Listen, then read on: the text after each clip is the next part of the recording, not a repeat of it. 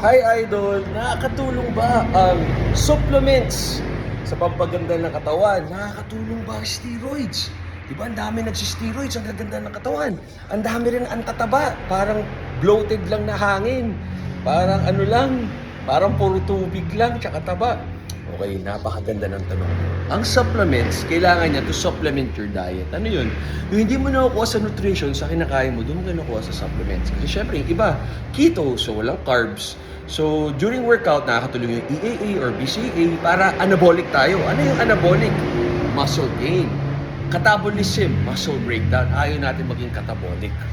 Ang anabolic steroids, anabolic, nakakalaki ng muscle. Ngayon, kung wala kang muscle, mataba ka, lalo kang tataba. Kasi ang fat cells din, meron din yan mga androgen receptors. Ano yung androgen receptors? May receptors ng muscle, ng fat cell. So, lalaki sa'yo taba. So, yung mga nagtuturok, nagsisteroids, pag nag-inject, kung ano yung foundation mo na healthy habit, yung katawan mo, kunwari 9% body fat ka, 20% body fat ka, i-enhance niya. Multiple times, times 2, times 10, depende sa genetic makeup mo. So, kung maganda yung katawan mo or lean ka, lalaki kang lean at ripped. Ganda sa iyo anabolic steroids. Pero hindi yan basta-basta. Kailangan mag-check up tayo sa doktor. This is not medical advice. Kailangan i-check yung blood pressure, yung estradiol nyo, yung testosterone conversion, yung DHT conversion. Very complicated yan. So, sa tao na hindi kayang healthy diet, matulog at least 8 hours a day, wala consistency, disiplina mag-workout, paano kung magdidisiplina, magturok at magpa-check up sa doktor? So, yan. Di ba pag nakita nila yung kagaya ng katawan ko, o magandang katawan, ay, balitang butotoy niya, nagtuturok yan. Sige nga, palakihan tayong butotoy. O, di ba? Baka mapahiya ka, maumpog ka sa akin. Tsaka, itong katawan na to natural ko. Ayokong lumaki. Wala akong plano mag-compete. Pataas ang pagtingin ko sa mga competitors natin, bodybuilding. Favorite ko dyan, open bodybuilding, tsaka classic physique. Gusto ko naka-trunks. Pero ayokong lumaki. Bakit?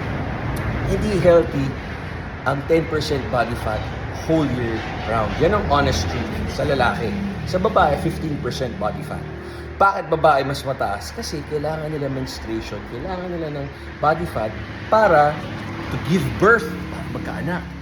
Sa lalaki naman, hindi healthy yung 10%, dapat at least 12%. Huwag lang magpas ng 15, mawala yung abs, tsaka obese ka na, mataba ka na, insulin resistant, inflamed ka na. Kasi yung fat, mga fat, nagre-release yan ng toxins, oxidative stress. Kaya mas unhealthy. Di ba nga ngayon, uso na ngayon, oh, wow, ang healthy weight niya, body goals, keep it up. Walang, di ba, pag matabas, yung supportahan natin, walang body shaming. Pag maganda katawan, ito ko, kadiri yung katawan, parang unggoy, parang gorilla. Di ba, hindi lang nag-shave, ay, naku, ano ba yun, yung natural na mabuhok? Alam mo yung nabaliktad na yung mundo ngayon, kung sino yung may disiplina, healthy, nagsispread ng good vibes, siya na yung dinadown, tapos yung nagsispread ng chismis, mga lait, totoo man o hindi, negative about sa kapwa, yun yung sumisikat. Ganun na ngayon yung social media. Kaya sa nakakanood nito, kung gusto nyo sumikat, kailangan, huwag nyo intindihin. Post and ghost, kumbaga. Yun, So, sa kagaya ko, sa mga nakakanood nito, kaya nyo ma-achieve to ng ilang months lang. Nati gains. Ngayon yung nati gains dyan, pag nag-workout ka, consistent ka, 6 months, iba na yung itsura mo. After 1 year, doon na yung konti na lang. Every year, 2 pounds na nagigame mo ng muscle. Kung mag-anabolic steroids ka, magsa-supplement ka, mag-creatine ka, check mo na healthy ka. Kasi kung may kidney failure ka, prone ka sa mga ganyan, or tumataas sa blood pressure mo, hindi ka kaya mag-fasting, diba? Ano yan lalong exaggerate niya, i-enhance niya So, kailangan bago tayo mag-creatine, natural supplements, or mga anabolic steroids, dapat alam natin na healthy tayo, pa-blood work tayo. Ready tayo magpakuha ng dugo, ready kang marututong mag-inject sa sarili mo. Kaya mo ba yun? Tsaka alam ko, illegal yun, di ba? Parang hindi pa siya tanggap dito yung mga TRT. Ewan ko na lang ngayon, ha? So, yun lang. I mean, 46 ako, kaya to. So, ganun lang siya kasimple. Ngayon, kung gusto nyo mag-anabolic route, may budget kayo for supplements, below 18 kayo, gusto nyo mag-creatine or protein, wala namang masama doon. Kaya ako lang sinasabi na dapat 18 na. Kasi 18 na, kino-consider na tayo na pwedeng mag-drive, pwedeng uminom, man na tayo or woman na tayo, adult na tayo. So wala kang sisisihin kung sumama yung kidney mo, tinigyawat ka, tumaba ka, nasira liver mo sa mga decisions mo sa buhay. Pag below 18 ka, may ano ka pa kasi dahil di ka adult, pwede ka manisi na napanood mong social media influencer, ganyan. Pero ang totoo, ang huling decision na sa'yo. Hindi dahil sa social influencer na napanood mo. Kasi yung iba naman, pinopromote nila, ganito na yung itsura nila. Yung hard work dati, sa diet, sa workout, di ba? Parang yung workouts ko ngayon, maintenance na lang, pitik-pitik na, muscle pump. Diba? Kaya pwede ako mag-workout ulit bukas, wala sumasakit.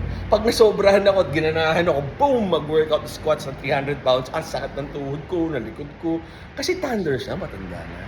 Alam ko, hindi na ako guwapo, hindi ako maganda katawan ko. Ang alam ko lang is mabuti akong tao, lalo na sa mga mabait sa akin. At kahit di ko ako kilala. Yung mga coops, iwas na lang tayo dyan. Kasi di maganda, boom-boom pow, di ba? Yun. So, ganun na siya kasimple. Walang magic na steroid, supplement, gumanda katawan. Ikaw lang.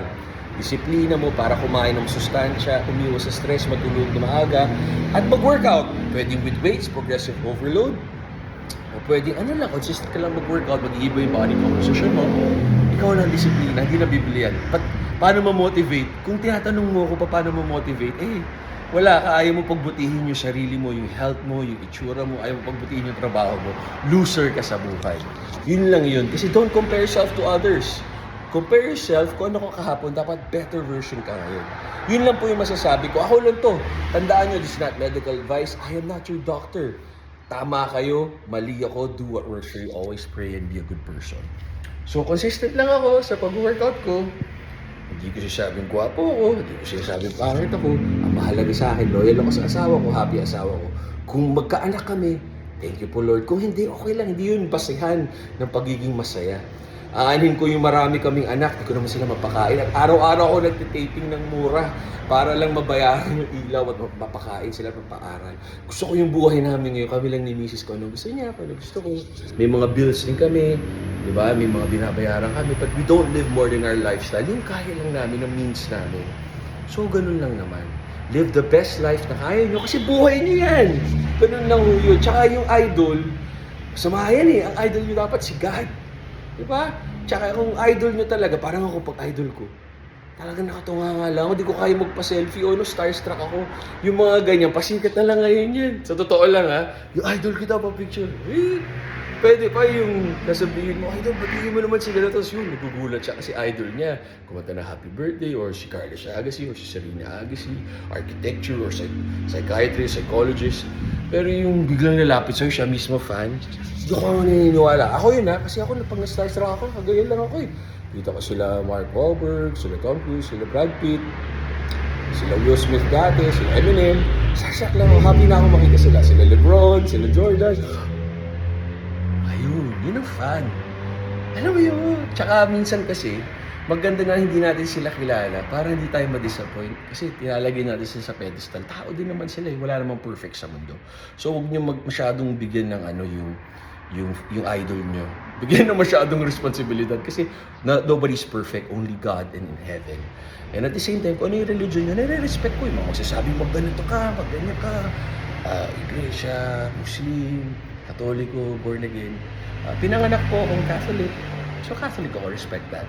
Muslim yung tatay ko, may Shia, may Sunni, nag-aaway din sila, iba-ibang diba? So, isa lang naman yung Diyos, iba-iba lang yung tradition, paano, di ba, nag-sign up ka pa, pa hindi, respect and love.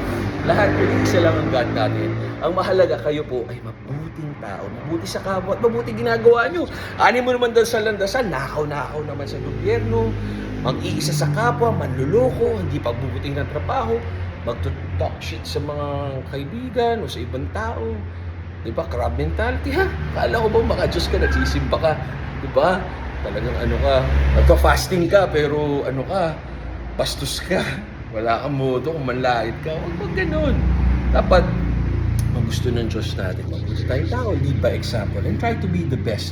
Kahit na di tayo perfect, at least magsusorry tayo, yung sincere tayo. So I hope may natutunan kayo. Hindi ko sasabi, follow nyo ko, happy na po kami, Mrs. sa buhay namin. Again, okay na po. Kung may kumuha sa amin, nakaya yung budget namin, maganda roon, text. Kung hindi, okay din lang. Life is good. Life is what you want. Kailangan masaya tayo, contented. Kung di nyo kaya maging seryoso sa relationship, Mag-asawa, huwag muna. Kawawa naman yung magiging partner mo, asawa, magkawawa naman magiging anak mo kung di mo kayang buhayin at maging loyal. Yun lang po yung akin, di ba? Kasi maraming mga salbahe dyan eh. Tsaka maraming dyan na nagpapasikat sabay maghihiwalay din. Tapos ang yayabang. Anyways, maniwala tayo sa karma.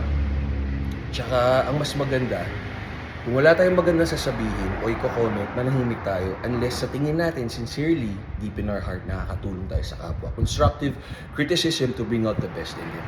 Kasi ako po, mula bata hanggang ngayon, kita nyo naman sa comment section ko, ano, victim of bullying, ganun din si Mrs. Kaya bagay na bagay kami.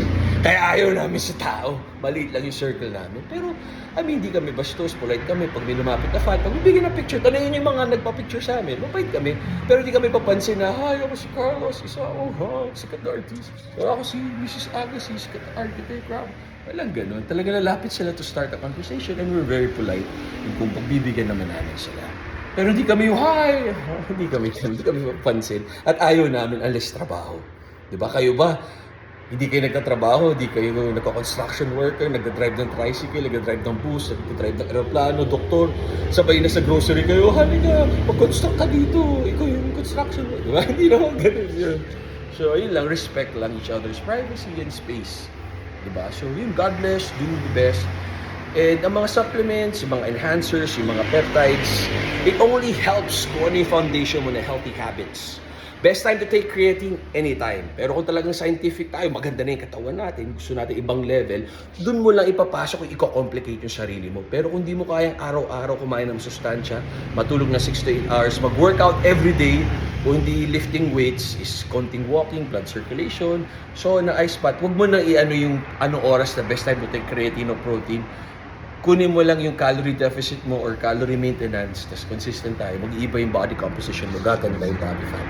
I hope nakatulong ako. At kung may mga questions kayo, pag naayos na yung bahay, magsastart kami ng Mrs. ng podcast. Tapos ito, mag-launch kami mamaya ng bagong kanta. God bless, guys. Love na love.